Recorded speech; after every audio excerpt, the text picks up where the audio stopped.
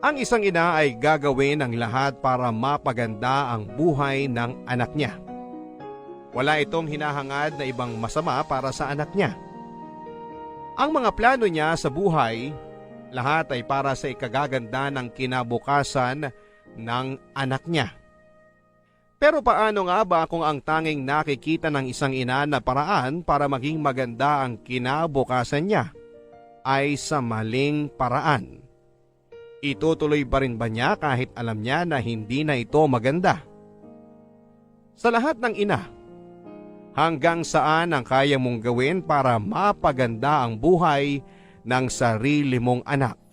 Hanggang saan ka idadala ng pangarap mong mapabuti siya kahit na alam mong kakapit ka sa planong hindi maganda? Alamin natin ang kwentong ibinahagi sa atin ng ating kabarangay na si Rubina, isang anak na binenta ng kanyang sariling ina. Paano nga ba siya binenta? Alamin natin yan sa mga kwento ng pag-ibig, buhay at pag-asa sa Barangay Love Stories. Dear Papa Dudut, siguro mahigit 30 minuto na akong nakaupo sa gilid ng CR namin. Nakasuot ng magarang bathrobe habang hinahayaan kong tumulo ang hindi ko napunasang buhok sa aking suot. Naiinitan ako pero hindi ko pa rin magawang tumayo para lumabas ng CR na yon. Alam kong may nag-aabang sa akin sa labas ng pinto ng CR. Nakahiga marahil sa aming kama habang nanonood ng TV. Tumayo ako nang maramdaman kong ang ngawit sa aking mga paa. Tinungo ko ang salamin at pinagmasdan ang aking sarili. Hinawi ko ang basang buhok ko. Pinagmasdang mabuti ang aking maputlang mukha. Walang kahit na anong bahid ng kolorete sa mukha. Maganda ako. Yun din ang sabi ng lahat ng nakakasalamuha ko. Matangos ang aking ilong, malalim ang aking mga bilugang mata, at may biloy ako sa kanang pisngi. Kulay malabnaw na kape ang aking mga mata, na mas lalong pinaganda ng aking mahahabang pilikmata na nakuha ko raw sa aking ama na hindi ko nakilala. Maganda ang pangako, Papa Dudut, ang panganglaging sinasabi ng mga kakilala ko na pwedeng pang modelo pero hindi ko yon nagamit para doon. Dahil nagamit ko yon, ang pangangyon para mapa sa akin ng lalaking naghihintay sa labas ng CR na ito. Nakahiga marahil habang nanonood ng TV, habang naghihintay na lumabas ako. Napabuntong hininga ako. Bakit ko nga ba ginagamit ang kagandahan ko sa ganitong buhay? Sandali lang. Mali na sisihin ko ang sarili ko dito dahil sarili kong nanay ang dahilan, Papa Dudut, kung bakit ako nasa ganitong sitwasyon. Sandali lang. Pumayag ako eh. Kaya ang ibig sabihin lamang nito ay pareho kami ng nanay ko na mali sa sitwasyong ito. Muli akong napabuntong hininga, Papa Dudut. Lumapit ako sa pintuan para buksan na yon pero hindi ko ginawa. Nilapit ko ang aking kanang tenga sa pintuan at pinakinggang mabuti kung ano ang ginagawa ng taong nasa kwarto. Baka sakaling mahagip ng pandinig ko kung ano ang ginagawa niya bukod marahil sa pagkakahiga at panonood ng TV.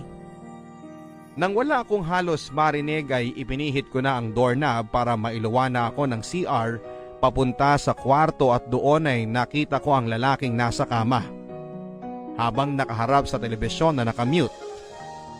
Hindi niya ata ako napansing lumabas na ng CR dahil nakatuon ang buong atensyon niya sa kanyang cellphone. Halatang may kausap. Ayoko nang alamin kung sino yon. Dahan-dahan ako, Papa Dudut, na lumapit sa kanya at kung hindi pa ako naupo sa gilid ng kama ay hindi niya mapapansin na nandun ako. Ngumiti ito sa akin. Ngumiti ako pabalik sa kanya at matipid lang. Ngiting alanganin. Ngiting gusto kong bawiin dahil hindi ako masaya sa sitwasyon na meron ako pero wala na akong magagawa dahil nandito na ako. Hinawakan nito ang aking kamay at inangat at saka hinalikan habang nakatitig pa rin sa akin. Umiwas ako ng tingin. Memoryado ko na ang mukha niya. Sa tagal na naming nagsasama. Oo, Papa Dudut. Nagsasama kami, Papa Dudut, pero hindi ako ang asawa ng lalaking ito. Siya si Antonio. 56 years old at isang may kayang negosyante na nakilala ko kung saan ako ibinenta ng nanay ko. Oo, ibinenta ako ng nanay ko. Ako si Rubina at ipapakilala ko sa inyo ang bentahang naganap sa pagitan namin ng ina kong si Dina.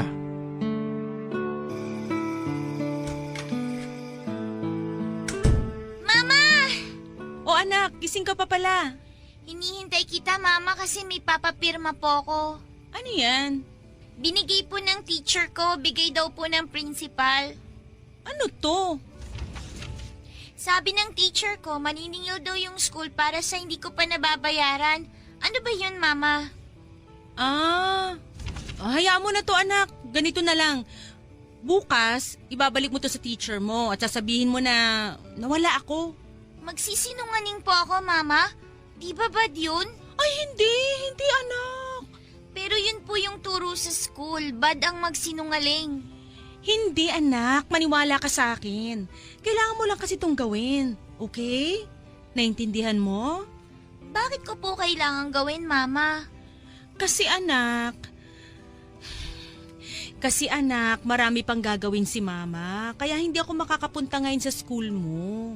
Para bayaran yung utang sa school, Mama? Oo, tama. Yun.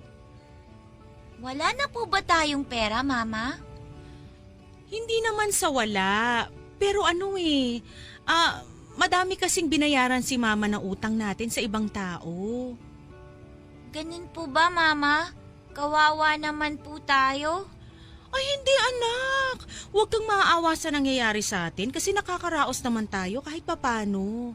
Kaya ang gagawin mo bukas, sasabihin mo sa teacher mo na wala ako at ang kasama mo lang sa bahay ay si Ate Lucy na kapitbahay natin. Okay ba?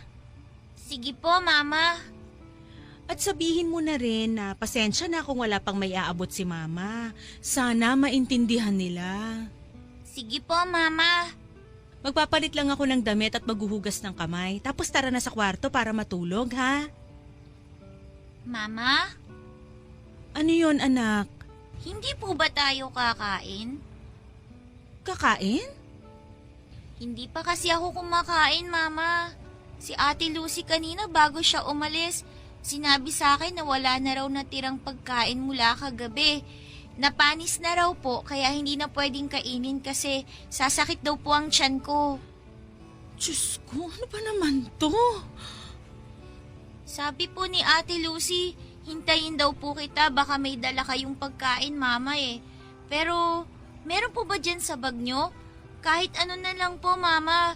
Kahit isang biskwit, okay na po ako doon. Anak, kasi walang dala-dala si Mama eh. Eh kayo po, kumain na po ba kayo? Hindi rin anak eh. Ano po gagawin natin, Mama? Kanina pa kasi sumasakit po yung tiyan ko sa gutom eh. Inom ka na muna ng tubig, anak. Ayoko na po, Mama. Nasusuka na po ako. Kanina pa ako nagtutubig. Lagyan mo ng konting asin para hindi ka masuya sa lasa ng tubig. Para may lasa rin, di ba? Wala na rin po tayong asin, Mama. Nasagi po nung daga kahapon, di ba? Kahit konti, wala? Wala na po. Winalis ko na po tsaka tinapon ko na po. Tara na lang sa kwarto, anak. May tinatago ka po bang pagkain doon, Mama? Wala, pero itutulog na lang muna natin yung gutom natin. Kaya po nating matulog ng gutom? Susubukan natin, anak. Saka ilang oras na lang umaga na. Makakakuha na uli ako ng racket para may pangbili tayo ng pagkain. Nung oras po kaya, Mama? Sana po bago ako pumasok sa school. Oo, anak. Madilim pa lang gagawa na ng paraan si Mama para magkapera. Tapos bibili ako ng pang-almusal mo. Kahit pandesal lang, Mama. Tapos hingi ako ng kapikin ng Ate Lucy. Hindi anak, gatas ang ibibili ko sa'yo kaya dapat matulog na tayo para bukas pagising mo may pagkain na sa mesa. Yay! Talaga, Mama? Sige po, tulog na tayo. Excited na po ako sa gatas na sinasabi mo. Pati ako anak, pati ako.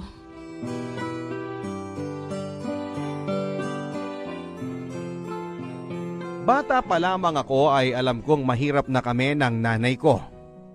Nasanay ako na laging itinutulog na lamang ang gutom. Nasanay ako sa lasa ng sardinas na tutubigan para dumami at lalagyan na lamang ng asin kapag nasobrahan sa tubig. Nasanay na rin ang sikmura kong kumain ng mga panis na ulam na hinihingi ng aking nanay sa kapitbahay. Sabi ng kapitbahay namin, kailangan na naming ubusin ang tira-tira nila at wag nang ipaabot kinabukasan dahil mapapanis na yon. Pero hindi naniniwala si Mama. Sinusubukan niya na ipaabot pa kinabukasan pero nasisira na ito. Kapag gano'n ang nangyayari, nakikita ko ang panghihinayang sa mukha ni Mama. Kung sana naniwala lang siya sa kapitbahay namin na wag nang ipaabot kinabukasan ang ulam na bigay nila. Kung hindi sana niya kailangang tipirin ang ulam na bigay nila para umabot pa kinabukasan, edi hindi sana yon masisira at tanging basurahan ang makikinabang. Nakakalungkot, Papa Dudut. Sa ganitong buhay ako pinalaki ng nanay ko. Sa ganitong buhay ako nasanay. Pinatibay ng kahirapan ng sikmura naming pareho. Mas matibay pa nga ata kesa sa mga dagang nasa estero. Sa totoo lang ay hindi naman daw ganito ang buhay namin noon, sabi ng mga nakakakilala kay Mama. May nakapangasawa raw na Canadian si Mama. Yun po ang aking ama. Bago ako mabuo sa mundong ito ay may maliit sila na negosyo. Nagpapautang daw sila ng mga empleyado ng isang mall. Maganda ang kinalabasan ng negosyo nila pero hindi rin yun nagtagal dahil kailangan bumalik ng aking ama sa Canada dahil nagkaroon ng problema sa kanyang papeles at kung ano-ano pa. Ang sabi niya sa aking ina ay babalik ito pero naghintay ng matagal ang aking ina pero hindi na nagpakita pa ang aking ama. Sising-sisi ito kung bakit hindi niya rin sinabi sa aking ama na buntis na ito. Gusto sana niyang isorpresa noon ang aking ama pero dahil nga sa kailangang umalis kaagad ni Papa pabalik ng Canada ay hindi na niya nagawang sabihin pa. Ang sabi ni Mama sa sarili niya ay hihintay na lamang daw niya ang pagbabalik ng aking ama pero nanganak na si Mama, nailabas na ako sa mundong ito at lumaki. Pero hindi na nagpakita pa kahit anino ng aking ama. Mabilisan lang ding bumagsak ang negosyo ni na Mama at Papa dahil hindi naman sanay si Mama sa pagpapatakbo nito. Ang aking ama raw madalas ang nagpapatakbo ng kanilang negosyo. Taga-suporta lamang daw si Mama.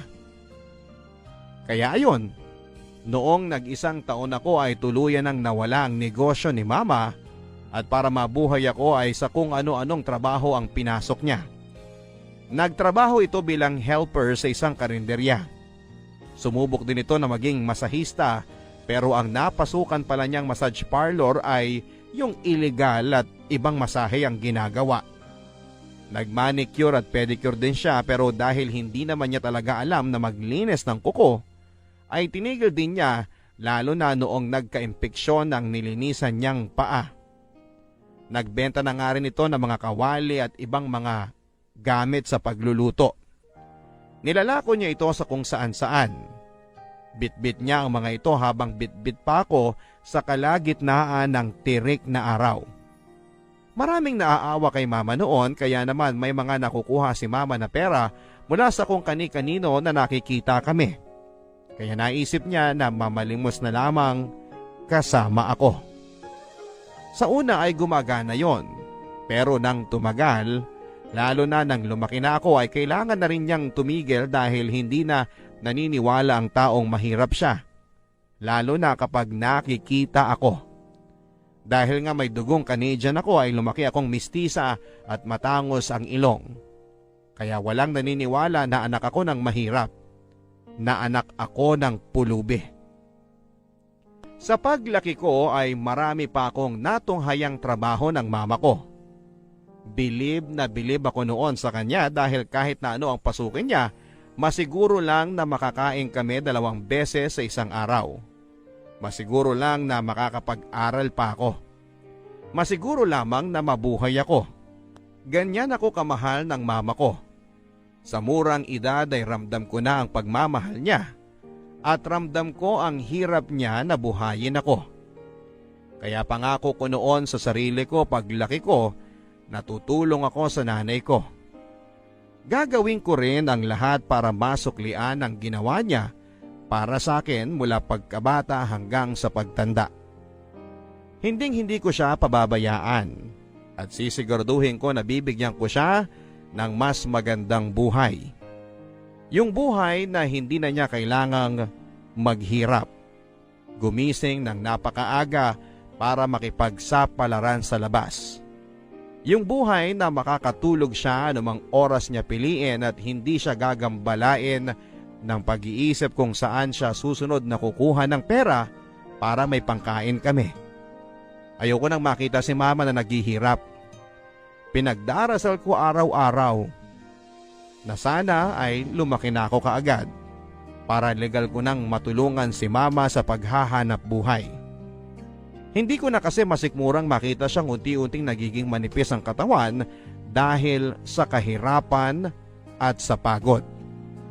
Gusto ko siyang makitang malusog dahil never ko siyang nakitang ganito. Gusto kong magkalaman ang kanyang humpak na mga pisngi. Gusto kong mawala ang mga itim sa ilalim ng kanyang mga mata. Ayoko nang maramdaman ang buto-buto niyang mga kamay at likuran. Gusto kong makita siyang hindi maputla. Gusto kong makita siyang may kulay tulad ng ibang nanay na masigla sa buhay. Gusto kong maging maayos ang buhay ng aking ina bago mahuli ang lahat dahil para sa akin. Si mama ang buhay ko at ang dahilan kung bakit nandito pa ako sa mundo.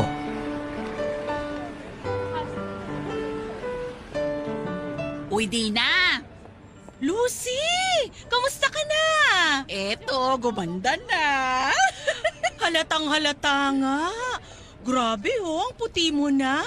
Hindi yung puting maputla yung puting parang artista. Sinabi mo pa.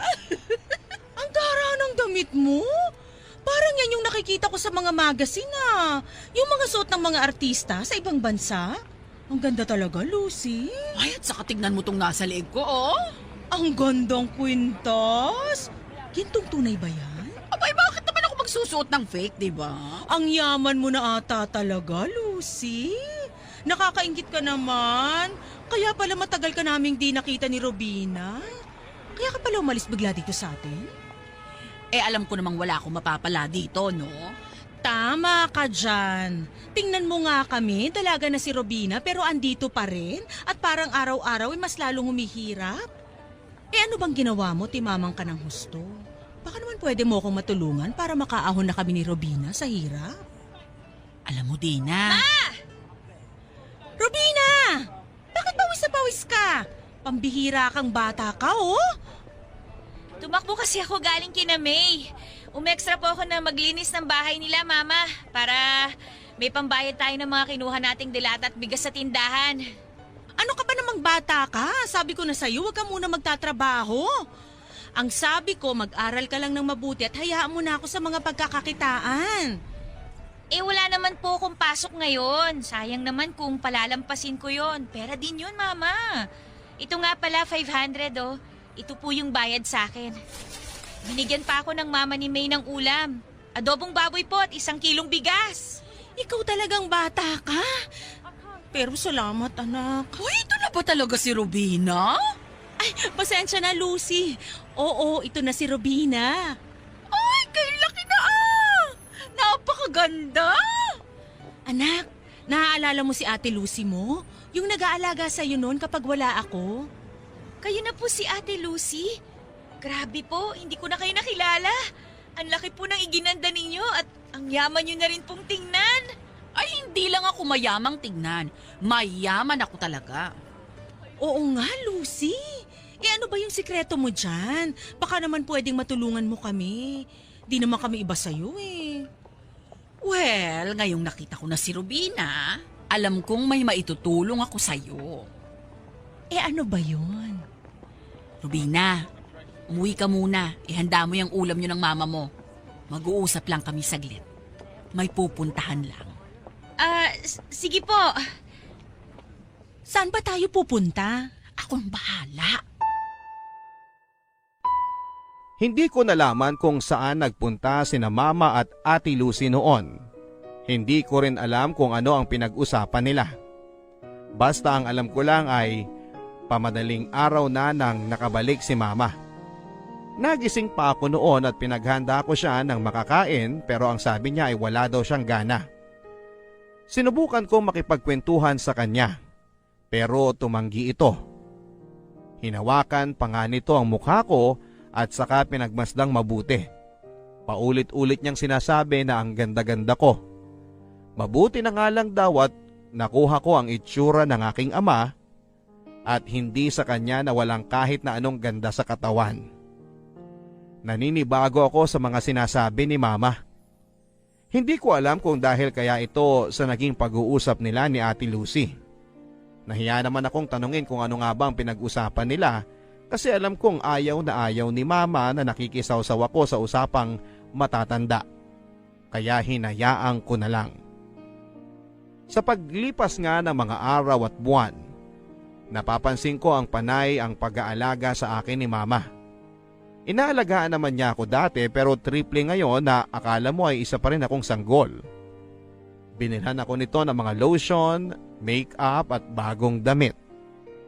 Ang sabi ko ay wag na niyang gawin yon dahil sayang lamang ang pera.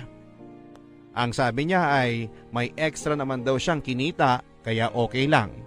Para daw maranasan ko ang ibang nararanasan ng mga nagdadalaga. Lagi niyang pinapaalala sa akin na bago ako matulog ay kailangan kong maghilamos gamit ang sabon na binili niya para mapanatiling makinis ang aking kutis. Pinaiiwas din niya ako sa matatabang pagkain at matatamis. Di na tuloy ako nakakabili ng mga mamisong tsokolate. Gusto nito na mag-exercise ako. Sumali doon sa mga nag-e-exercise sa parke para gumanda pa raw ang hubog ng katawan ko, lalo na ngayon na papadalaga na ako. Pinabawasan din ito ang aking kanin. Tinatanong ko kung bakit ang sabi niya ay mahal na raw ang bigas kaya umuo na lamang ako. Sana nga ay yun ang dahilan, pero noong tinignan ko siya ay alam kong merong pang mas malalim na dahilan. Hindi ko na maintindihan si Mama kung ano-ano ang mga pinaggagawa nito at ipinagbabawal sa akin. Hindi naman siya ganito dati. Pero ngayon ay parang sobra naman ata ang pag-aalaga niya. Kapag nga nagkakasugat ako dahil sa pagkamot ko dahil sa kagat ng lamok at ibang insekto, ay bigla na lamang itong magagalit. Huwag ko raw hayaang masira ang balat ko. Binilhan ako nito ng kung ano-anong mga panggamot sa sugat ko sa legs at braso. Kailangan daw na wala ako na kahit na isang pantal sa katawan. Hindi raw puwede. Tinatanong ko kung bakit. Ang sabi niya lang ay magiging dalaga na ako kaya hindi na raw dapat pinababayaan ng sarili. Naniwala ako. Sana nga ay totoo ang sinasabi niya sa akin. Sana nga. Mabilis na lumipas ang panahon, Papa Dudut, at tuluyan na akong naging dalaga. Nang sumapit ako sa edad na 18 ay tuwang-tuwa si Mama. Sa wakas, yon ang narinig kong sinabi niya. Ang iniisip ko noon ay kaya siya natutuwa dahil may makakatuwang na siya sa paghahanap buhay. Gagawin ko naman talaga yon. Sabi ko kapag nasa legal na akong edad ay tutulong ako kay Mama. Kaya kung ano ang saya niya noon ay masaya rin ako. Marami na akong plano noon at para matuloy ko ang kolehiyo ko ay magtatrabaho ako sa isang fast food. Uso naman yun ngayon Part-time lang na trabaho tapos kapag weekends ay magiging kahera na ako doon sa karinderyang malapit sa amin. Nakausap ko noon ang may-ari at pumayag naman siya. Hindi ko pa nasasabi ang plano ko noon kay mama. Gusto ko kasi siyang sorpresahin at kahit konti pa lang ang maitutulong ko kay mama, pero at least mababawasan na ng konti ang pasanin nito sa hirap sa araw-araw. Isang gabi habang inaayos ko ang resume ko na ipapasa ko sa mga fast food na bala kong pagtrabahuhan ay dumating si mama at maraming daladala.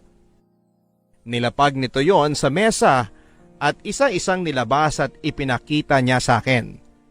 3 napakagandang bestida na maiksi, 2 heels at makeup. Meron din itong pabangong nilabas. Tinatanong ko kung para kanino yon at ang sinabi ni mama ay para daw sa akin lahat ng yon. Nagtaka ako at tinanong ko kung para saan ang mga yon. Ang sabi niya sa akin ay gagamitin ko raw yon sa mga lakad namin. Tinatanong ko kung anong lakad ang sinasabi niya, pero umiling lamang ito at malalaman ko rin daw.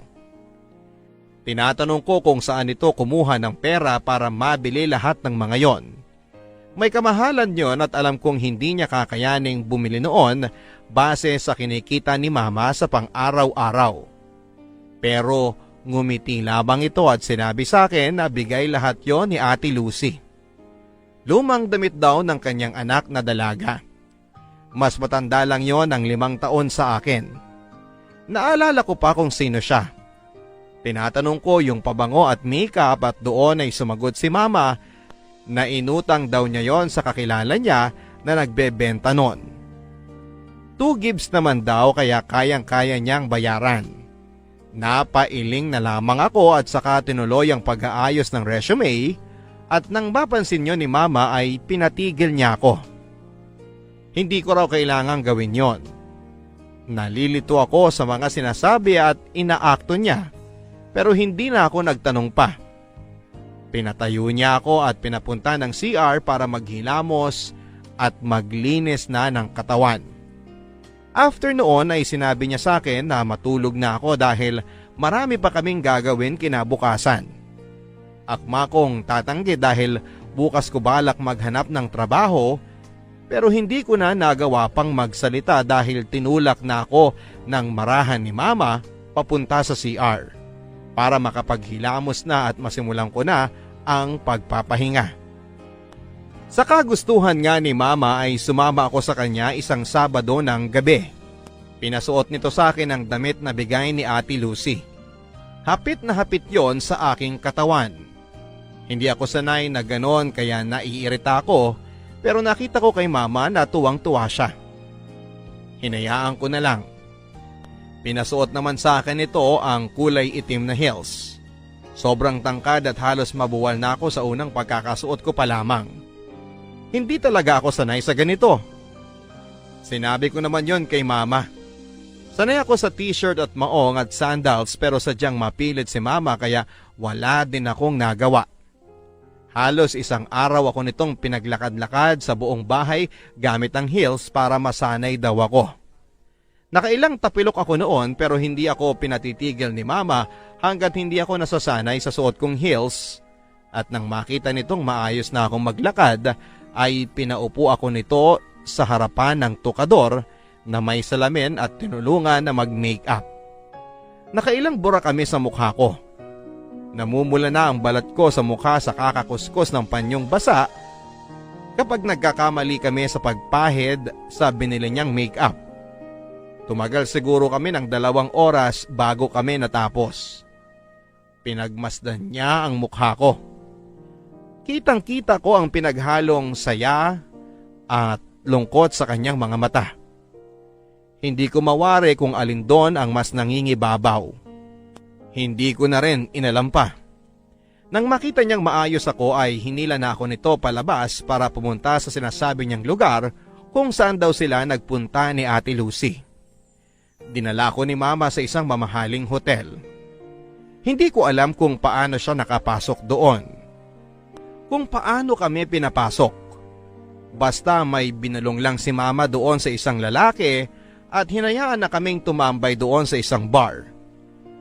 Umorder si mama ng alak pero hindi yon pinagalaw sa akin. Display lang daw. Nagtataka na ako noon talaga kay mama pero hindi ko alam kung bakit hindi ko magawang magtanong sa kanya.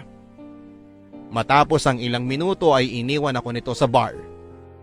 Ang sabi niya ay wag daw akong aalis doon. Pinigilan ko ito pero sabi niya 1 o 2 oras lang daw siyang lalayo sa akin. Tinatanong ko siya kung bakit pero ayaw nitong magsalita. Basta hinawakan lang nito ang braso ko at tumingin sa akin. Mabilis na itong umalis. Nagtungo ito sa dulo ng hotel kung saan ay natatanaw pa rin niya ako. Hindi ko alam ang gagawin ko noon.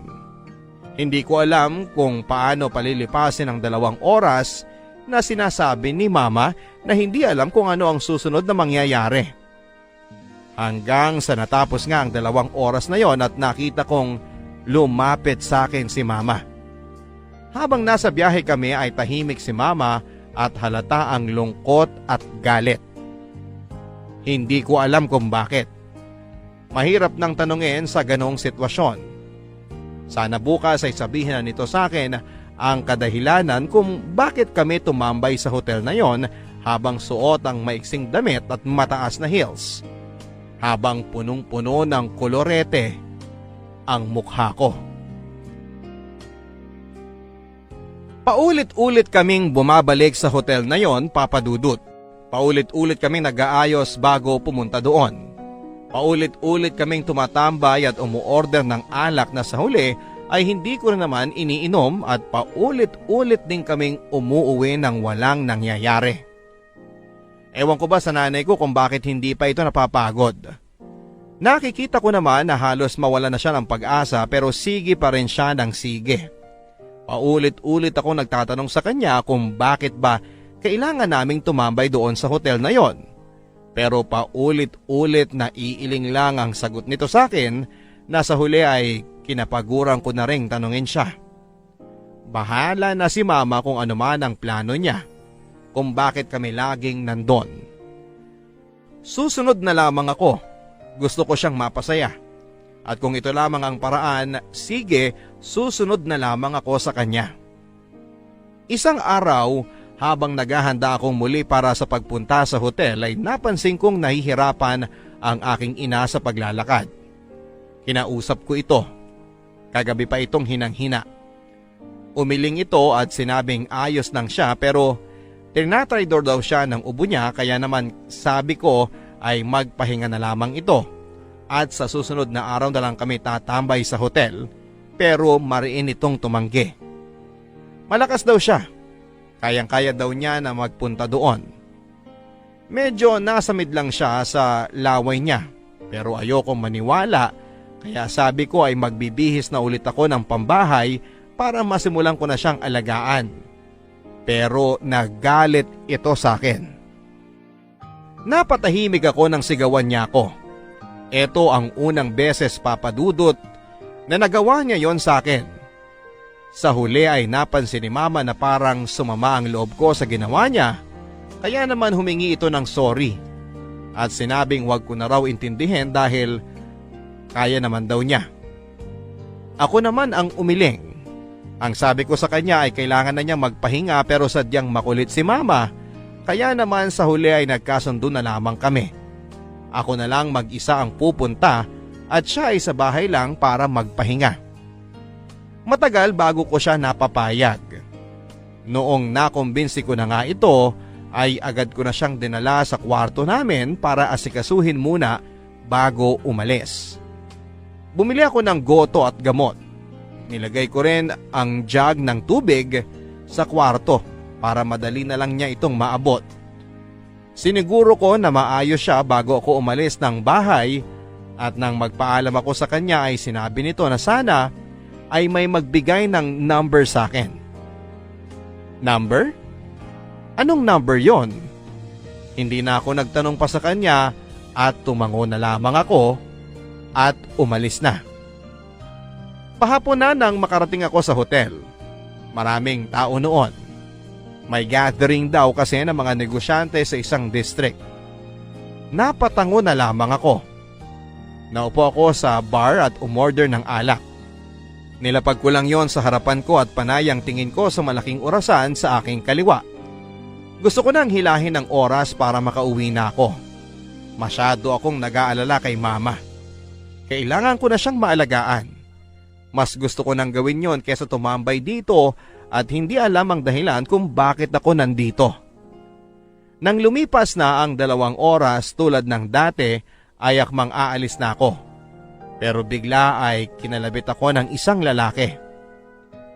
Napalingon ako. Isang lalaking naka-Amerikana. Mga edad 50 na. Maputi ito at makikita mo sa kanyang itsura na gwapo ito nung kabataan niya. May bahagyang puti-puti sa kanyang buhok pero hindi yon dahilan para hindi mo pansinin ang maamo at charming nitong mukha. Tinatanong ko kung ano ang kailangan niya. Ngumiti lang ito at nagtanong kung madalas daw ba akong tambay sa bar na yon. Umuo ako. Tinanong niya kung umu-order daw ba ako ng alak pero hindi ko iinumin. Kahit nagtataka ay umuo ako. Hindi ko siya kilala pero parang alam na alam niya ang ginagawa ko sa hotel na yon sa araw-araw. Ngumiti ito sa akin at pagkatapos ay nilabas ang kanyang wallet. Kumuha ng isang calling card at inabot niya sa akin. Siya raw si Antonio at yon ang number niya. Napakunot noo ako. Nagpaalam na ito sa akin habang ako naman ay naiwang nakatanga. Ano yun? Para saan ang calling card na yon? Hindi ko na masyadong in-stress ang sarili ko sa lalaking yon. Nilagay ko sa aking maliit na shoulder bag ang kanyang calling card at nagmamadali ng umuwi. Walang ibang nasa utak ko kundi ang maalagaan ng aking may sakit na nanay.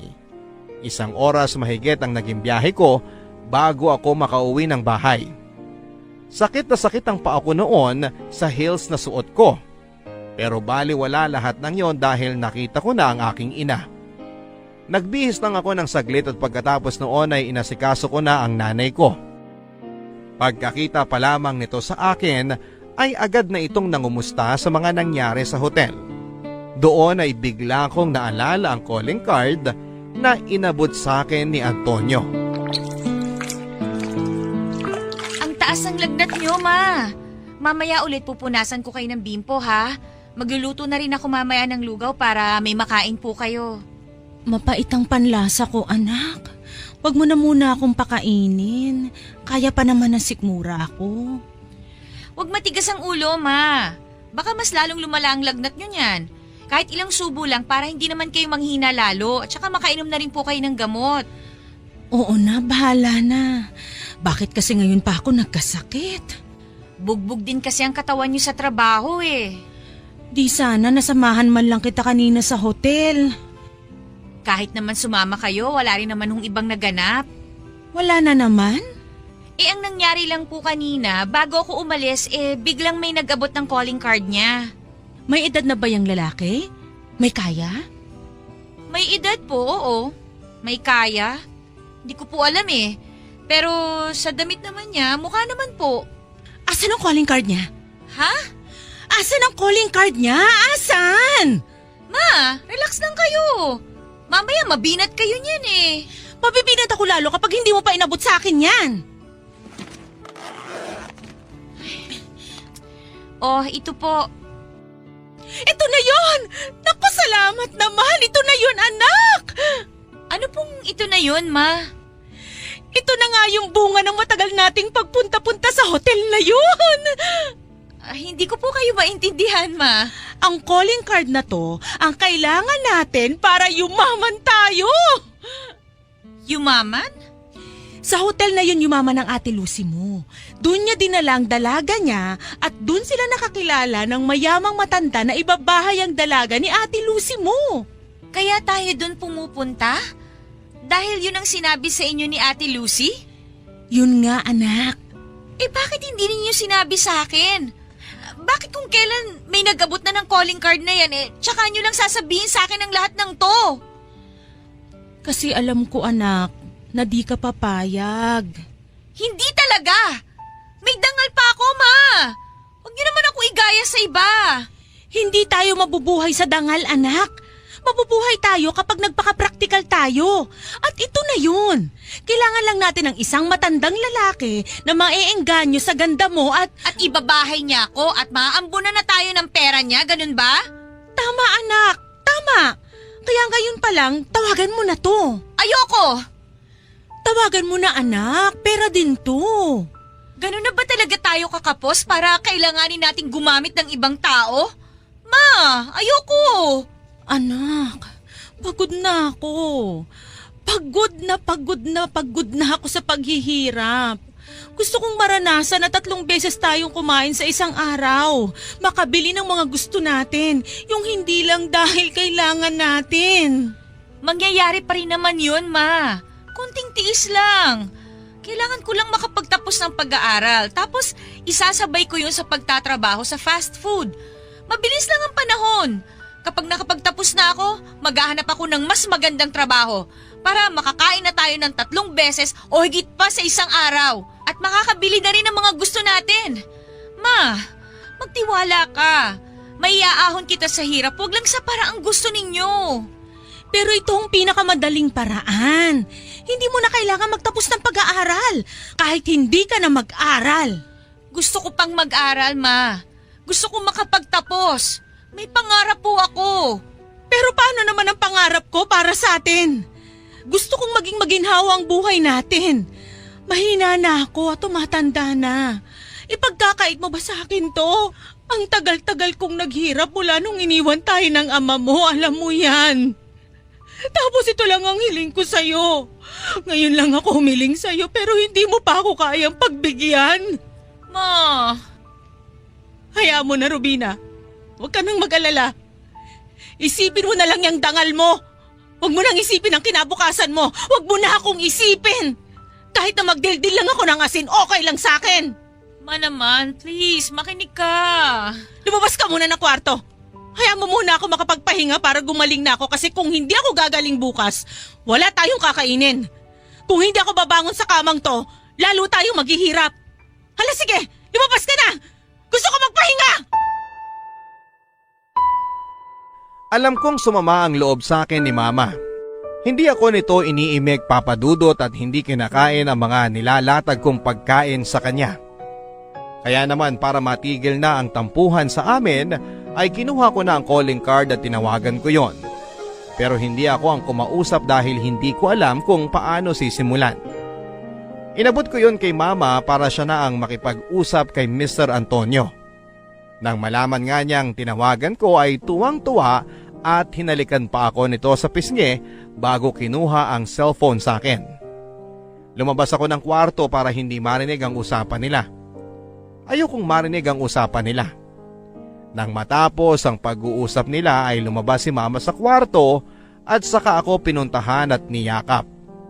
Maghanda na raw ako at bibili kami ng bagong damit at imimit namin si Mr. Antonio. Dumating nga ang araw ng pagkikita namin sa wakas ni Mr. Antonio. Binilhan ako ni Mama ng mas maiksing damit kumpara sa mga damit na isinusuot ko noon. Mas lalo akong hindi naging komportable sa suot kong yon. Kinakabahan ako noon pero si Mama excited naman. Habang pinagmamasdan ako ni Mama ay hindi ko maiwasang isipin na sarili kong nanay ay ilalako ako. Akala ko ay sa TV lang yon nangyayari. Pero pati pala sa totoong buhay. Nang dumating na sa wakas si Mr. Antonio ay sinalubong na kaagad siya ni Mama na akala mo ay matagal na niya itong kilala. Tuwang-tuwa itong kinausap si Mr. Antonio habang ang lalaking ito naman ay panayang sulyap sa akin. Nag-usap muna silang sandali at hindi ako makarelate sa mga pinag-uusapan nila. At nang sa wakas ay matapos na sila ay ako naman ang hinarap nila. Eto na yon. Dumating na ang kinakatakutan ko. Anak, ito nga si Mr. Antonio. Nabanggit niya sa akin minsan na sobrang gandang-ganda raw siya sa'yo. Salamat po, Mr. Antonio. Antonio na lang at wag mo na akong pinupo. Tumatanda ako lalo eh. Salamat, Antonio. Yan! Mas magandang ang pakinggan, anak. Nasabi na ba sa'yo ng mama mo ang plano namin para sa'yo? Hindi pa. Mr. Antonio, may pahapyaw pa lang kaming usapan nung nalaman ko na binigay mo nga ang calling card mo sa kanya nung nakaraan. Good. At least ngayon, di ka na masyadong mabibigla sa mga malalaman mo at mangyayari. Ano po ba yung mangyayari? Gusto ko pong malaman. Yan naman tayo sa po eh. Ay nako. So, Dina, sino ba ang maunang magsabi sa kanya? Ako ba o ikaw? Mukhang mas kailangan ako na lang, Mr. Antonio. Anak, Robina, ganito kasi yon.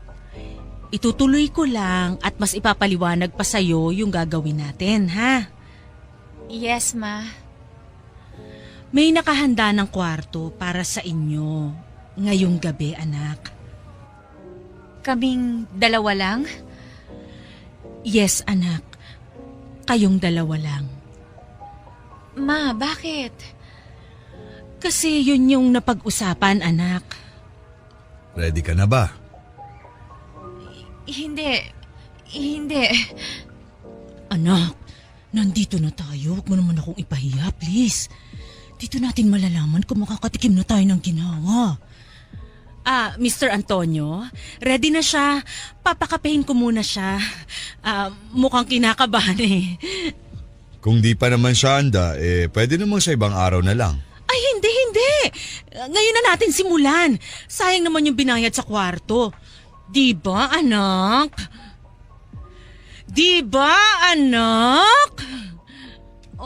Opo, Mama. Okay, good. Wait lang ha. Sagutin ko lang tong client ko. Umorder lang kayo ng umorder dyan. Ako nang bahala. Panyero! Anak, ano ba naman yan? Napag-usapan na natin to, di ba? Walang lugar ang pag-iinarte mo. Binibigla niyo naman ako, May. Ganun talaga. Huwag ka nang magulat sa mga susunod pa. Basta makinig ka na lang sa akin at umoo sa lahat. Nasimulan na natin to, huwag na tayong aatras. Malapit na tayo sa ginhawa. Ma, baka naman... Kung iniisip mong umatras, mabuti pang magkalimutan na tayong dalawa. Ayoko nang walang isang salita. Pumayag ka na sa usapang to. Gawin mo ang lahat ng gustong ipagawa ni Antonio sa'yo oras na makapasok ka na sa kwarto nyo. Pero Ma... Wala nang pero. Sumunod ka na lang. At sumunod nga ako sa gusto ni Mama. Nang ganap nang dumilim sa labas ay nagpaalam na si Mama para umuwi na. Marami pa raw itong lilinisin sa bahay. Tumingin ito ng malalim sa akin bago nagpaalam at lumabas ng hotel na yon. Nang makapagsolo na kami ni Antonio ay kapwa kami natahimik. At nang hindi na matiis ni Antonio ang katahimikan, nagsalita ito at hinawakan nito ang aking kamay para patayuin ako sa pagkakaupo ko. At saka dahan-dahan akong inayang pumunta sa kwarto. Ewan ko kung nararamdaman niya ang panginginig ko. Nang makarating na kami sa kwarto ay naligo si Antonio. Nang matapos ito ay humiga na ito sa kama at malambing itong nagsabi na maligo na rin daw ako. Sumunod ako, Papa Dudut. Natagalan ako sa paliligo. Kung hindi ito kumatok sa pinto ay hindi pa ako lalabas. Nang makalabas na ako, suot ang isang puting robe ay ngumiti ito at dinala na ako sa kama. Nakahiga ako noon katabi niya. Tumingin ito sa akin at alam ko na ang balak niya. Pero hindi pa rin ako handa. Umiwas ako sa tingin sa kanya. Hinawakan niya ang balikat ko pero agad akong tumagilid para makaiwas sa mga susunod niyang gagawin. Napansin kong nadismaya siya. Sumubok itong yumaka pero agad kong iniwas ang katawan ko sa kanya. Hindi ko alam kung nasabi na ba ng nanay ko sa kanya na wala pa akong experience. Sana ay alam nito para maintindihan niya kung bakit ako alanganin sa mga nangyayari. Nang mahalata nito na wala akong interes na pumatol sa ginagawa niya sa akin, ay binuksan na lamang nito ang TV at saka nanood. Habang ako ay nagkunwaring natutulog para hindi na ako nito gambalain. Kinabukasan ay mag-isa na lamang ako sa kwarto at nag-iwan siya ng isang note sa mesa na nagsasabing sorry kung hindi pa raw ako handa. Ano ba namang katangahan yan, anak? Andun ka na pero wala ka pa rin talagang ginawa? Ma, kinabahan ako eh. Natakot ako. Kung humilata ka lang doon at hinayaan siya sa gusto niyang gawin sa'yo, edi sana may pera na tayo ngayon. Sorry, Ma. May magagawa pa ba yung sorry mo? Malamang ngayon umatras na yon at naghanap na ng ibang babae. Ang tanga-tanga mo naman, anak eh. Bakit ka naman ganyan? Sabi ko naman sa inyo, Ma, hindi ko gustong gawin yun eh. Pero kailangan mong gawin kasi ito na yung gusto natin. Ma, ikaw lang ang may gusto nito. Kailangan mo tong gustuhin dahil nakasalalay dito ang magandang future mo. Yun ang gusto mo, di ba? Magandang kinabukasan para sa atin? Gusto ko po yun pero hindi ko gusto yung paraan nyo, Ma. At anong paraan ang naiisip mo? Mag-aral sa kolehiyo at magtrabaho ng sabay? Mas mabilis pang umasenso ang paghong kung yan ang plano mo. Wala naman pong masama kung susubukan natin eh. Kayo na rin ang nagsabi na matalino ako. Kapag nakapagtapos ako ng pag-aaral, paniguradong may kumpanyang kukuha sa akin. Walang masama kung ito yung plano, Ma. Subukan natin. Pero wala ring masama kung subukan natin ang mas madali at mas mabilis na paraan para kumita. At yun nga ay ang patulan si Antonio. One night stand na may kapalit na pera. Higit pa sa one night stand, anak.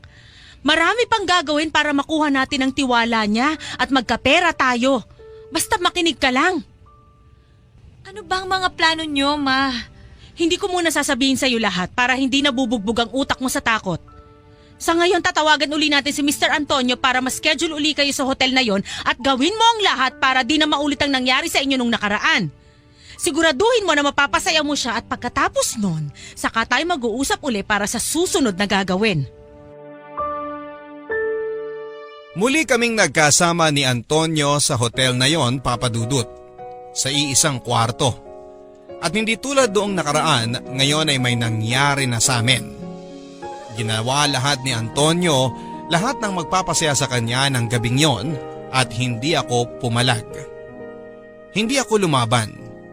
Sinunod ko ang sinabi ng nanay ko. Matapos noon ay nakita ko naman na masayang masaya si Antonio. Kinabukasan ay sabay kaming nag-breakfast at inaya ako nitong mag-shopping. Binilhan ako nito ng maraming damit at sapatos at may kasama pang groceries para sa amin ni Mama. Buong araw kaming muling magkasama at nang gabi bago niya ako ihatid sa bahay ay nag-usap kami sa kanyang magarang sasakyan at sinabi sa akin na balak niya akong ibahay. Eto na ata yung plano ni Mama. Ang sabi ni Antonio ay gustong-gusto raw niya ako. Ibang-iba ako sa lahat ng mga babaeng nilapit sa kanya. Gagawin niya raw ang lahat para maibigay kung ano man ang magpapasaya sa akin. Basta hindi lang daw siya mahuhuli ng asawa niya. Napatingin ako sa kanya. May asawa na siya? Kabit ako? Gusto niyang maging kabit ako? Agad akong lumabas ng sasakyan niya at pumasok na sa bahay. Hinanap ko si Mama para kausapin siya.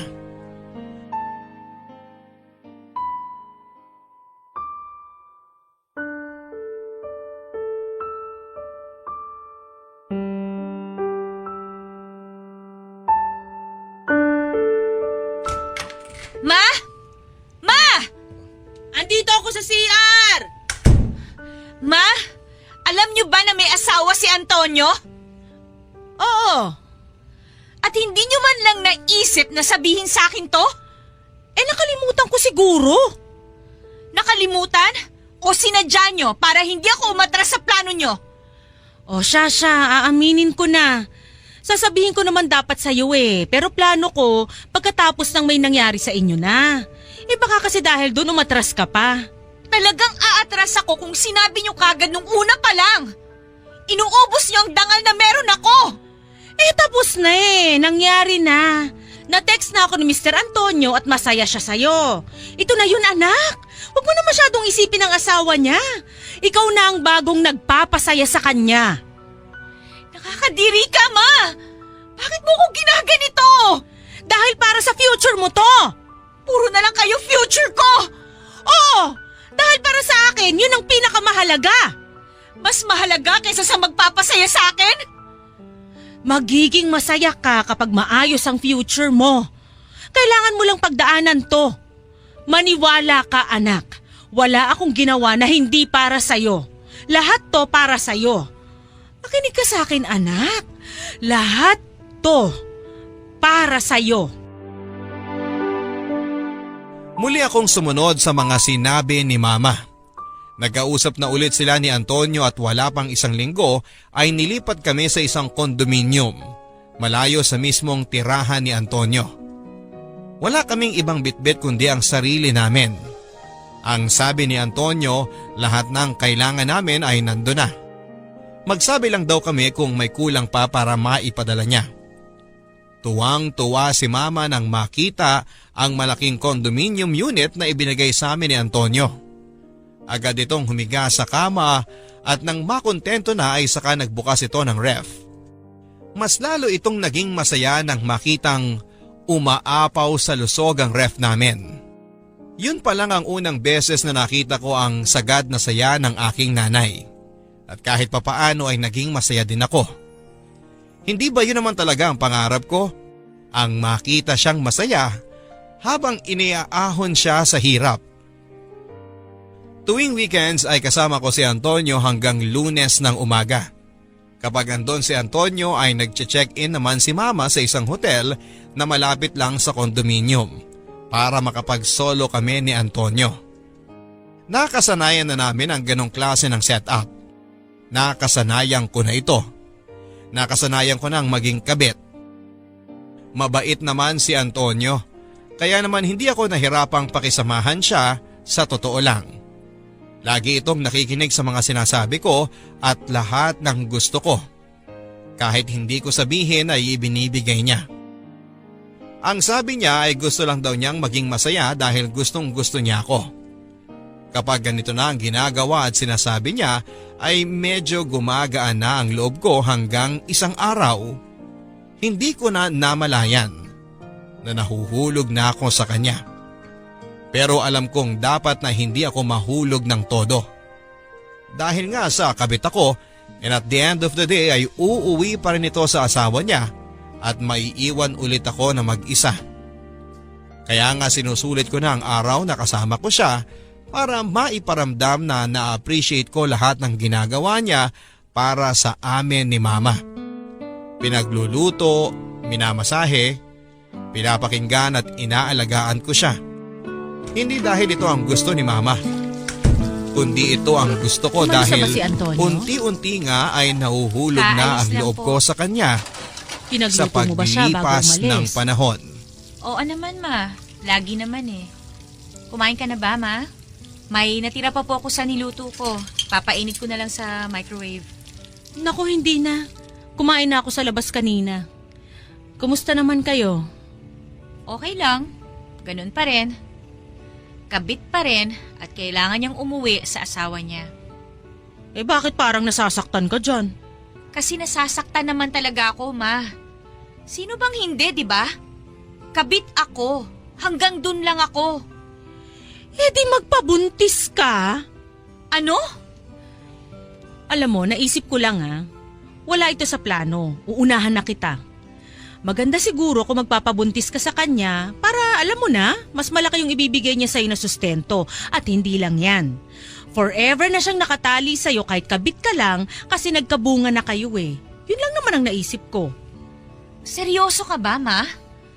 Gusto mo na maglabas ako ng walang kamuwang-muwang na bata sa mundong to para makaranas ng hindi buong pamilya at pagmamahal? Seryoso ba kayo, Ma? Eh wag ka namang magalit. Naisip ko lang naman yun. At least anak, alam mong di na siya kakawala sa'yo kasi may responsibilidad na siya sa'yo. At saka diba pangarap niyang magkaanak talaga? Eh hindi yun mabigay sa kanya ng totoong asawa niya. At ano, Ma? Ay, kapag nabigay mo yun sa kanya, baka ikaw na ang mahalin niya at hindi na ang asawa niya. Maibibigay na niya sa iyo ang atensyon at pagmamahal na kailangan mo kasi ikaw ang nakapagbigay sa kanya ng anak na pangarap niya. Mag-isipan mo ng mabuti, anak. At paano ang asawa niya? Wala na tayong pakialam doon. Ang gagawin lang natin ay ikaw ang pupwestong reyna ng buhay ni Antonio kapag nagkaanak ka na. Siya pwera na ang legal wife kapag gano'n na ang nangyari. Hindi, Ma. Ayoko. Ayoko. Anak, sabi mo lahat susundin mo. Lahat ng sasabihin ko gagawin mo. Pero hindi yung magpabuntis at sirain ang relasyon nilang mag-asawa. Mabuti na nga lang at hindi pa nalalaman ng asawa niyang tungkol sa amin eh. Paano kung malaman niya? Saan tayo pupulutin? Hihimas tayo ng rehas, Ma, alam niyo ba yon? Tapos balak niyo pang magpabuntis ako? Di lalong mas mataas ang kasalanan nun? Kawawa naman si Antonio, Ma. Naaawa ka kay Antonio? Concerned ka sa kanya? Hindi naman sa ganon, Ma. Nahalata na kita eh. Gusto mo siya, no? Tapos na ang usapan natin, Ma. Gusto mo nga siya. Mahal mo siya. Kaya ayaw mo na siyang bigyan pa ng isang isasakit ng ulo niya. Magpapahinga na muna ako, Ma. Huwag kang masyadong magpakalunod sa puso mo. Utak pa rin ang gamitin mo. Tandaan mo, kabit ka pa rin at hanggang dun lang yon.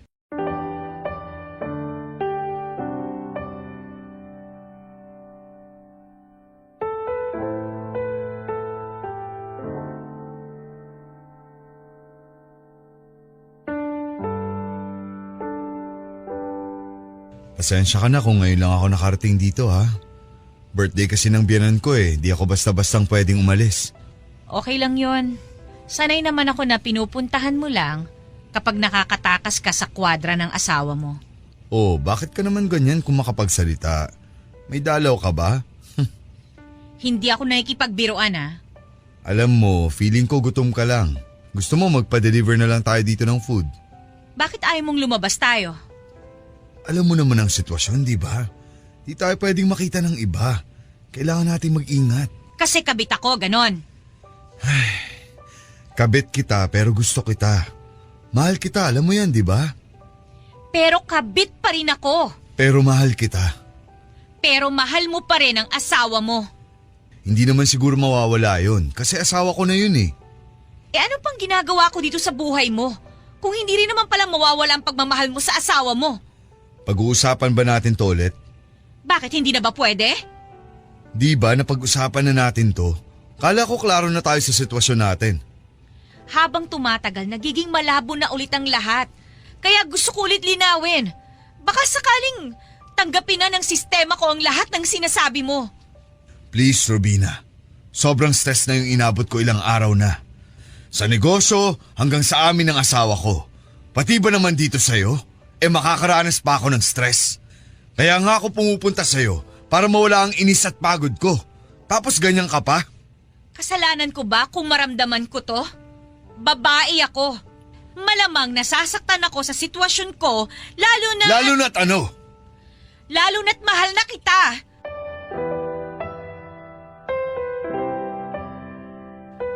Mahal din naman kita. Pero hanggang kailan tayo magiging ganito? 2 taon mo na akong tinatago. Hanggang kailan ako makukontento sa ganito? Alam ko mahirap, Robina.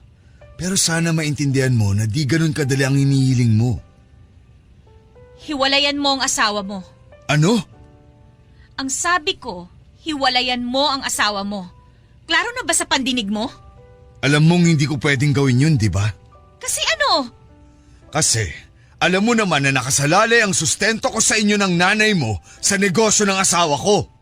Di magtatrabaho tayong pareho. Magsisimula ulit tayo. Sanay na ako sa hirap. Kayang-kaya ko na yon, huwag ka mag-alala. Pero ako hindi sanay. Hindi ako sanay sa hirap, Robina. Kaya sorry kung hindi ko kayang ibigay sa'yo ang hiling mo. Umalis ka na. Ha? Hayaan mo muna akong mapag-isa. Pero andito na ako eh. Nakapagpaalam na ako sa asawa ko na nasa Tagaytay ako for a conference at sa Lunes pa ang uwi ko. Eh di sabihin mong hindi natuloy. Di yun maniniwala. Eh di sabihin mo nag-away kayo ng kabit mo. Baka doon maniwala. Rubina! Sabi ko umalis ka na. Please, Antonio, umalis ka muna.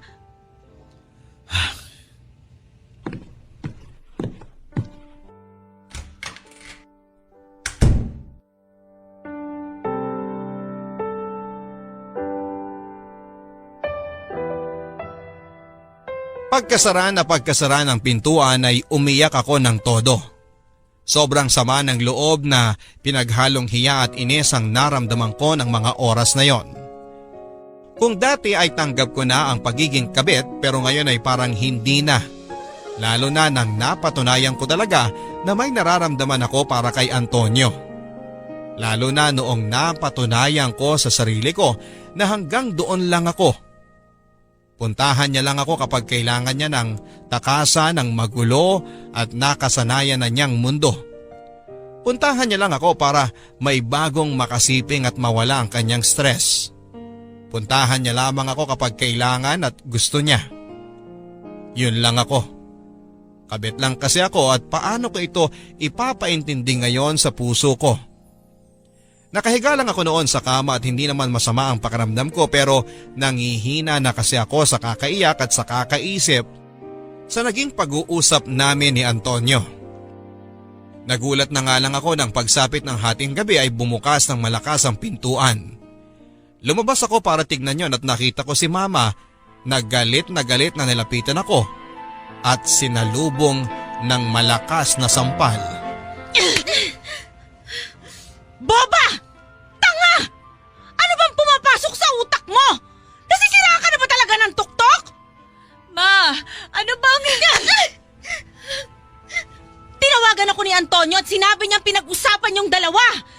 Hindi ka na ba talaga nahiya sa mga pinagsasasabi mo, Robina? Hindi na ba talaga? Sinabi ko lang kung ano yung nararamdaman ko. Masama ba yung ganon, Ma? Oo, masama! Lalo na kung wala sa lugar! Gusto mo ba talaga mawala sa atin lahat ng pinaghirapan natin na to? Sa ating dalawa ko lang ang naghirap para mapunta tayo sa ganitong sitwasyon. Sumasagot ka na? Nanunumbat ka pa? Sinasabi ko lang kung ano ang totoo. Sinasabi ko lang ang nararamdaman ko. Yang nararamdaman mo, ikakapahamak mo! Kung gusto mo maging tahimik tayo, itiko mo yung bibig mo at pigilan mo ang nararamdaman mo. Naintindihan mo ba ako? Hindi. Hindi ko na kayo maintindihan, Ma. Hindi. Huwag mo akong inaartihan ng ganyan, Rubina. Huwag kang tatanga-tanga dyan. Tandaan mo kung ano ka. Kabit ka lang. Oo, kabit ka lang. Kung kailangan pa ulit-ulit ko tong sabihin sa'yo para matauhan ka at malaman mong pwesto mo sa buhay na to, oo, ulit-ulitin ko. Kabit ka lang, Robina. Kabit ka lang. Hanggang dyan ka lang at huwag ka nang aasa na tataas ka pa. Paano niyo nasasabihin, Ma? Anak niyo ako! Kasi yun ang totoo, di ba? Yun naman ang gusto mong mangyari, di ba? Ang mailabas ang katotohanan? O yan sinasabi ko na sa'yo ang katotohanan sa buhay mo. Kabit ka! Kabit ka lang, Robina! Oo, kabit ako! Pero kayo ang dahilan kung bakit ako naging kabit! Pasalamat ka nga at ginawa kitang kabit! Kung hindi kita nilako kay Antonio, hindi magkakalaman niyang katawan mo. Matutulog kang gutom at hindi ka makakatikim ng mga pagkain na pangarap mong kainin mula pagkabata. Kaya huwag ka nag-iinarte dyan. Matuto ka magpasalamat. Eh di salamat, Ma. At ginawa mo akong kabit. Kung hindi dahil sa inyo, siguro ngayon nakahanap na ako ng lalaking single at mamahalin ako. At hindi ipaparamdam sa akin na may kahati ako. Salamat, Ma, ha? Kasi dahil sa inyo, natuto akong makontento sa pirapirasong binibigay sa akin na pagmamahal at atensyon. Thank you! Sobrang thank you, Ma! Good! Matuto ka magpasalamat.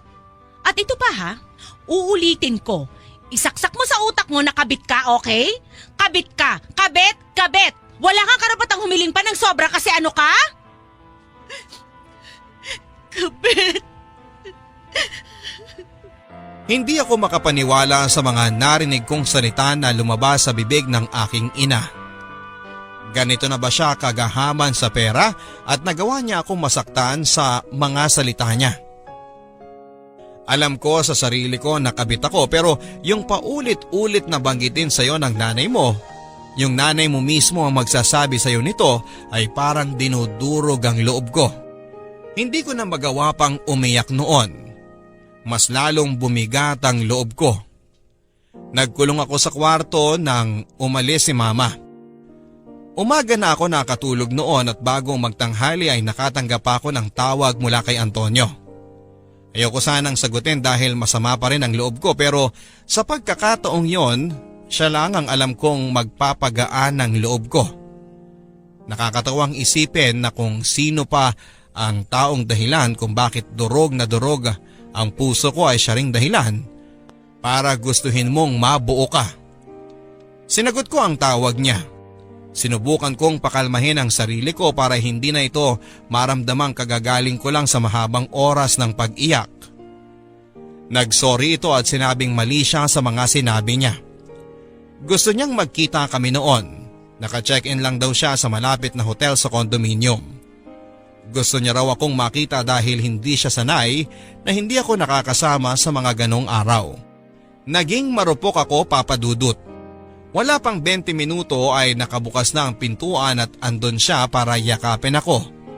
At doon ay muling may nangyari sa amin.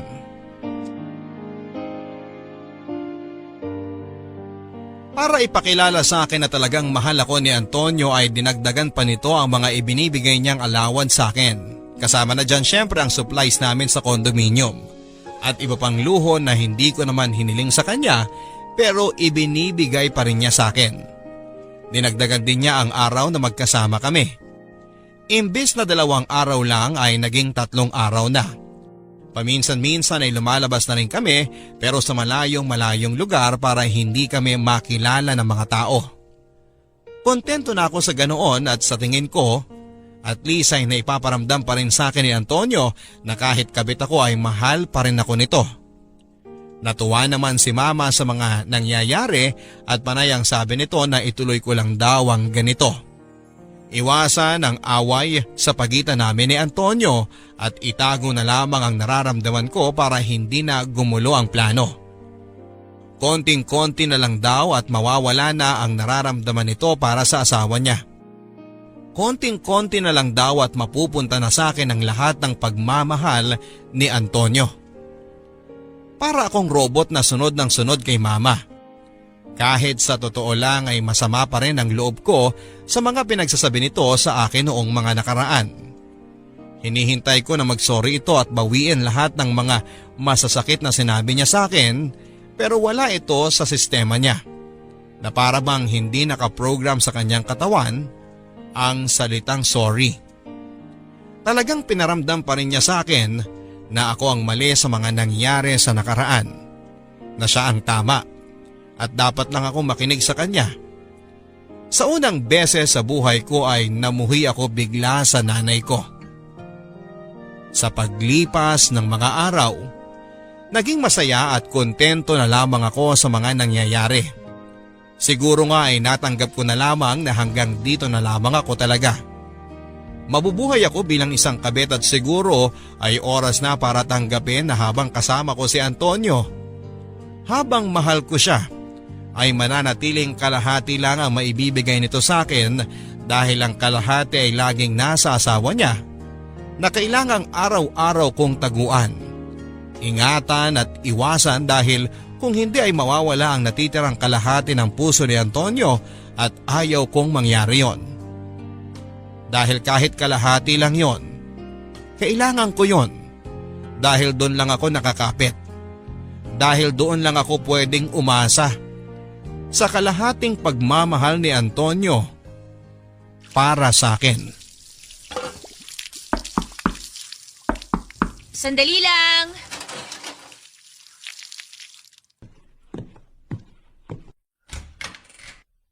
Ikaw si Rubina?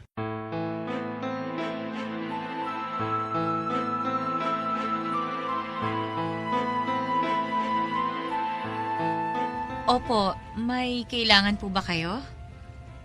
Pwedeng pumasok? Sino muna kayo at ano po ang kailangan ninyo? Maganda ang condo unit mo, ha? Mukhang mamahalin. Sino ka ba? Hindi kita pinapapasok kaya pwedeng lumabas ka na? Mamahalin din ang mga gamit dito. Uulitin ko. Lumabas ka na bago pa Bago ako... ka tumawag ng pulis? Go! Tumawag ka na pero do it for me. Kasi ikaw ang ipakukulong ko dahil kinabit mo ang asawa ko. Ano? Oh, come on, Rubina.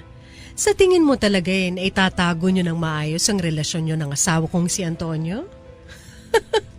Hindi ako tanga. Hindi ko alam ang sinasabi mo. Please, umalis ka na. Hindi mo alam. Really? Again, hindi ako tanga para sabihan mo ng ganyang linya. Wala nga akong alam. Pwede ba maniwala ka na lang? Sa tingin mo susugod ako dito kung wala akong proof na kabit ka ng asawa ko? Uulit-ulitin ko to kasi ito yung totoo. Hindi ako tanga, Robina. Matagal ko nang alam na may relasyon kayo ng asawa ko. Noong una, wala akong pakialam. Sige, gawin niyo lang ang kasalanang yan hanggang magsawa kayo. Pero siguro dahil sa sobrang nag-e-enjoy na kayong dalawa na halos araw-araw na kayong magkasama napapabayaan na niya ang negosyo namin. Oops, sorry, mali. Negosyo ko. Yun na nga lang ang gagawin niya Babantayan na negosyo ko para may pera siya na pang sustento sa'yo pero hindi pa niya magawa na maayos. Alam mo kung bakit? Dahil sa'yo. Puro pagpapakamot ng kati ang ginagawa mo sa kanya kaya hindi niya magawa na maayos sa mga trabaho niya. Please, ayoko ng iskandalo. Umalis na kayo. Kung ano man po ang problema niyo ng asawa niyo... Na kinabit mo, Kung ano man ang problema ninyo ng asawa niyo, kayo na lang ang mag-usap. Labas na ako dyan. labas ka na? Bigla kang exit ngayong nahuli ka na? Bakit ka lalabas? Pinapalis ba kita sa sitwasyon mo ngayon? Hindi naman, di ba? Hindi kita maintindihan. Hindi mo talaga maiintindihan kasi kayo mga kabet, ang utak nyo kasing laki lang ng pinutol na kuko. Hanggang dun lang talaga. Hindi ako bobo. Bakit ka pumayag na maging kabet? May mga malalalim akong dahilan. Malalalim na dahilan. Pera lang naman ang dahilan kung bakit ka kabet. Mababaw na dahilan lang yun, Rubina. Hindi mo ako kilala para husgahan mo ako ng ganyan.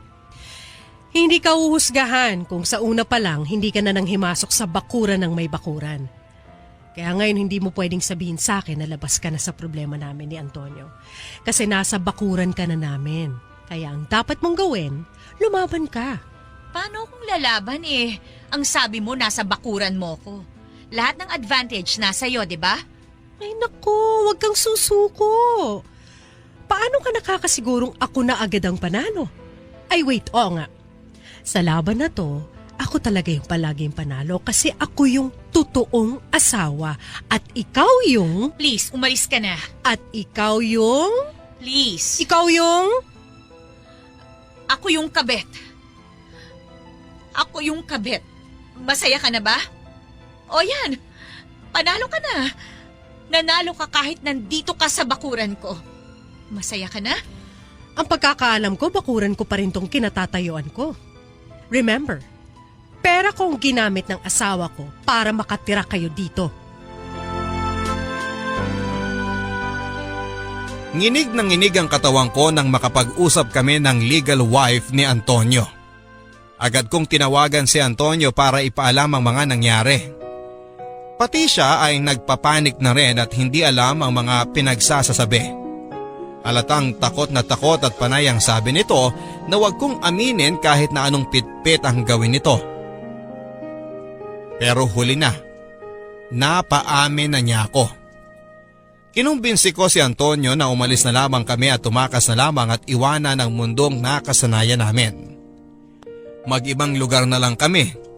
Kahit simple lang ang buhay pero ayaw niya. Hindi raw niya kayang iwan ang karangyaan. Nakasanayan na niya ang ganong buhay May edad na ito at hindi siya kampante na makukuha niya kung ano man ang nakukuha niya ngayon sa asawa niya. Nasaktan ako doon. Talagang kahit na anong hila ko sa kanya ay tatakbo pa rin siya pabalik sa asawa niya. Siya na raw ang bahalang umayos nito. Sa ngayon, Papa Dudut, ay kailangan lang daw muna naming magpalamig na dalawa para makuha niyang muli ang tiwala ng asawa niya. Ang tanong ko naman, makukuha pa kaya niya yon pabalik? May lamat na ang relasyon nila. Imposibleng makabalik pa sila sa dati kahit na anong ayos niya. At paano ako? Mas lalo na ba niya akong itatago? Paano kung isang araw habang inaayos niya ang relasyon nilang mag-asawa ay ma-realize niya na kailangan na niya akong bitawan? Makakaya ko ba yon kung sakaling dumating ang araw na yon? Ang tanga-tanga mo talaga kahit kailan, Robina! Paano na to? Hindi ko naman ginusto na malaman ng asawa ni Antonio ang lahat. Alam niyo, nag-iingat kaming dalawa sa lahat ng ginagawa namin, Ma. Kung nag-iingat kayo, bakit kayo nahuli? Ma, may pakiramdam din yung tao. Alam niya kung may ginagawang kalokohan ng asawa niya. Alam niyo yan. Babae kayo, dapat alam niyo yan. Huwag mo na akong nirarasonan dyan. Dapat tayong makaisip ng paraan para di kayo paghiwalayin ni Antonio. Ma, yan pa rin ba ang nasa isip niyo? Kailangan pa rin ba naming magsama talaga? Natural! Sayang ang pera! Nakakabwisit tong nangyayaring to ngayon. Malapit na tayo dun sa maayos na buhay Magkakapera na sana tayo ng malaki Kung di lang talaga kayo nahuli, di sana maayos pa rin ang lahat. Ma, pwede ba wala nang sisihan? Ayusin na lang natin to. Paano nga natin to maaayos? Hindi nga natin alam kung ano pang gagawin at hindi pa natin alam kung anong next move ng asawa niya. Inaya ko si Antonio na magpakalayo-layo na. Iiwan na namin ang buhay namin dito. Nababaliw ka na ba? Alam mo bang kapag ginawa mo yan, maghihirap tayo? Magtatrabaho kaming pareho. Kakayanin namin basta magkasama kaming dalawa. Walang magagawa yung pagsasama niyong dalawa, lalo na kung wala kayong pera. Alam niyo naman na nasa asawa niya ang pera tapos ilalayo mo si Antonio sa asawa niya? Anong gusto niyong gawin ko, Ma? Manatili kang kabit at manatili si Antonio sa asawa niya para mabigay pa rin sa atin ang kailangan natin. Gusto niyong maging kabit lang ako habang buhay, ganun ba? Oo, gusto kong maging kabit ka kasi dyan ka lang magaling. Wala ka nang ibang pwedeng marating kundi maging kabit. Magpakatotoo tayo. Diyan ka na magaling Bakit di pa natin pagkakitaan, di ba? Ang baba na ng tingin niyo sa akin, Ma. Bakit ganun? Hindi naman tayo ganito dati Dati lagi niyong sinasabi sa akin na mataas ang pangarap niyo para sa akin na balang araw makakaahon tayo sa hirap kasi kaya nating diskarte ang dalawa. Pero ngayon, ako na ang ginagamit niyo para makaahon kayo sa hirap. Ang selfish niyo naman, Ma. Sobra kayong selfish. Ay bakit? Di ka ba nakikinabang sa ginagawa natin? Nakakahiga ka sa magandang kama dahil sa pagiging kabit mo. Nakakakain ng sobrang sarap na mga pagkain na dati nakikita mo lang sa TV ng kapitbahay. Nakakasuot ka na ng magagandang damit na hindi amoy maduming basahan dahil sa pagiging kabit mo. Naisip mo ba yon? Oo, Ma. Naranasan ko lahat ng magagandang bagay na yan dahil sa pagiging kabit ko. Pero natanong niyo ba kung masaya ako? Masaya ako na kabit? Na laging pangalawa lang ako sa kanya? Na nasasaktan ako kapag oras na para bumalik siya sa asawa niya? Na natatakot ako na isang araw, hindi na siya pumasok sa pintuan na yan dahil na-realize na niya na dapat doon siya sa asawa niya at hindi sa akin na kabit lang? Araw-araw yan ang tumatakbo at nananakot sa utak ko, Ma. Pero natanong niyo ba yon? Hindi. Kasi wala kayong ibang nasa utak kundi pera! Pera! Pera! Huwag mo akong sinisigawan! Nanay mo pa rin ako at kung hindi dahil sa akin, patay ka na ngayon! Kaya kung may pagagawa man ako sa'yo, gawin mo bilang kabayaran sa pagpapalaki ko sa'yo! Huwag kayong mag-alala, Ma. Kung kailangan nyo na talagang singilin lahat ng ginastos nyo sa pagpapalaki sa akin, babayaran ko yun. Pero sa tamang paraan. Yung paraan na may dangal pa rin ako kahit papano. At hindi yung gagawin nyo akong kabit. Babayaran ko kayo, Ma. Maghintay lang kayo. mababayaran ko rin kayo. Mababayaran? Ikaw? Sa marangal na paraan? Ha! Baka inuud na ako sa lupa pero di ka pa rin nakakabayad. Ganon kabagal yung sinasabi mong pagbabayad. Tiwalang-tiwala ka sa sarili mo na makakakuha ng pera sa marangal na paraan? Eh kung magpapakatotoo tayo, wala ka makukuha dyan. Kasi di ka sanay sa diskarte sa buhay. Kaya tanggapin mo na lang na sa pagiging kabit ka lang magkakapera. Sa pagiging kabit ka lang magaling, kaya isaksak mo yan sa utak mo. Ano ka uli? Ha? Ma, please. Huwag naman pati ikaw. Ano ka uli? Ma, Sabing ano ka uli eh? isa akong kabit. Good! Isaksak mo ng paulit-ulit yan sa utak mo kasi hanggang dyan ka lang. At huwag ka nang umasa na aangat ka pa dyan. Ambisyosa! Ang mga salita ng nanay ko ang naging anesthesia ko para tuluyan na akong walang maramdaman. Sinubukan kong tawagan si Antonio pero hindi ito sumasagot. Tulad ng sabi niya ay kailangan muna naming magpalamig sa mata ng asawa niya. Nangako naman siya papadudot na babalik siya pero hindi niya masasabi kung kailan. Nagpapadala pa rin siya ng pera tuwing nakakatsyempo siya, madalas ay si mama ang nakakakuha ng pera. Hindi pa rin kami nakakapag-usap ng nanay ko, malamig na rin ang turing niya sa akin na hindi nakatulong sa lungkot na nararamdaman ko. Pakiramdam ko tuloy ay mag-isa na lamang ako. Ang mga mahal ko sa buhay, unti-unting nawawala dahil sa mga sinunod kong desisyon nila. Nakakulong lang ako madalas sa kondominium. Walang makasama dahil si mama ay madalas na wala. May bago itong boyfriend na nakilala niya minsan sa pagbabar at doon niya nilulustay ang kalahati ng perang pinapadala ni Antonio na para sana sa amin. Nakakulong lang ako madalas sa kondo. Nakatingin sa cellphone at umaasang tatawag si Antonio para mapagaan ang loob ko pero dumilim na. At liliwanag ng muli pero hindi pa rin nagpaparamdam si Antonio. Paano na ako? Ikukulong ko lang ba ang sarili ko sa ganito? Makukontento sa paghihintay sa kanyang pagbabalik? Makukontento lang sa kung ano yung itatapon sa akin na parang alagang aso? Hindi ko alam kung ilang buwan akong ganito. Basta ang alam ko isang araw ay hinarap ko ang salamin. At hindi ako nakontento sa mga nakita ko. Ang layo na ng itsura ko sa dati. Mas lumalim ang aking mga mata dahil sa puyat at sa kakaiyak. Nagnipis na ang pisngi ko at halos hindi ko na rin nadadaanan ng suklay ang mahaba kong buhok. Namumutla ako pati ang mga labi ko na tuyong-tuyo na rin tulad ng nararamdaman ko. Hindi ito pwede. Hindi pwedeng ganito na lamang ang nakikita ko sa salamin palagi. Pumasok ako sa banyo, hinubad ang namamaho kong damit at sinimulan ko ng buksan ang shower. At hinayaang linisan nito ang katawan ko na matagal nang nababad sa dumi.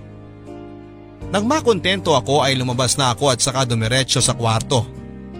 Binuksan ang kabinet at hinanap ang pinapulang bestidang meron ako. Nahanap ko yon. Napangiti ako. Sinuot ko yon at saka pinagmasdan ang sarili ko sa malaking salamin.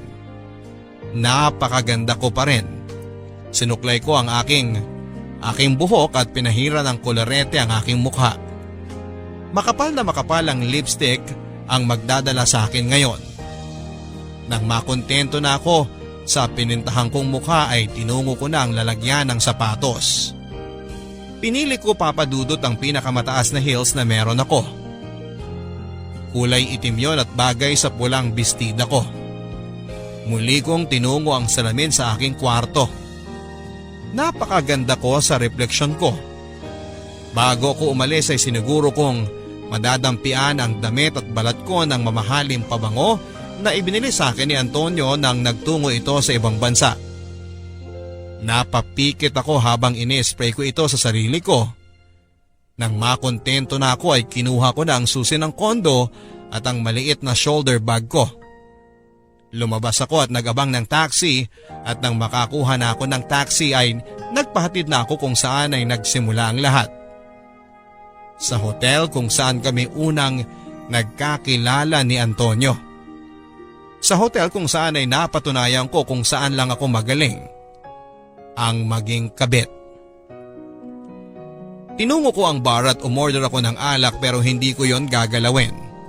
Titingin-tingin ako sa paligid at umaasang may makakapansin sa akin at lalapit. Para saan? Para maging kabit nila. Kasi doon lang naman ako magaling, hindi ba? Ang maging kabit at wala na akong iaangat pa doon kasi yun naman ang sabi ng nanay ko. At pakiramdam ko ay tama siya. Hanggang doon lang ako. Napangiti na lamang ako habang iniisip yon. Kung sakaling hindi na babalik si Antonio, siguro naman ngayon ay kapag ginalingan ko ay makakahanap ulit ako ng bago. Yung magbibigay ng kalahati ng puso niya sa akin. Makukontento na ako sa ganon kasi yun lang naman dapat ang asahan ng isang kabit na katulad ko. Hindi ako dapat umasa ng buo dahil nang minsang umasa ako sa ganon ay nasaktan lang ako. Ako si Rubina. Kabit ako. Matututo akong maging masaya sa ganito kasi dito lang ako pwedeng magaling ang sabi ng nanay ko. Ang nanay ko na hanggang ngayon ay pangarap ko pa rin bigyan ng magandang buhay kasi yun ang pangarap ko mula noong bata pa ako. Ako si Rubina. Sana maintindihan ninyo kung bakit ganito ang pinili kong mundo. Mga kapuso, kung ano ba talaga ang ibigay at itawag sa iyo ng mundo, yun na ang paniniwalaan mo? Hindi ba pwedeng maging ikaw yung taong pinili mong maging ikaw? Hindi ba pwedeng wag kang magpadikta sa mga sinasabi ng iba at sundin kung ano ang binubulong ng sarili mo? Maging ikaw, base sa nararamdaman mo. Sana, Rubina, kung nakikinig ka man ay malaman mong suportado ka namin. Kung sakaling sa pagkakataong ito ay piliin mo na ang buhay na gusto mo at hindi ang sinasabi ng nanay mo. Naniniwala kami sa batang Rubina na nakatago dyan sa nakasara mong puso. Pakawalan mo siya para masabi niya kung ano ba talaga ang gusto niya para maging masaya ka. Siya ang totoong nakakaalam kung saan ka pwedeng maging maligaya. Palayain mo siya at maniwala ka magiging masaya ka kung makikinig ka sa kanya. Hanggang sa muli mga kapuso sa mga kwento ng pag-ibig, buhay at pag-asa. Ito po ang Barangay Love Stories. Barangay LS 97.1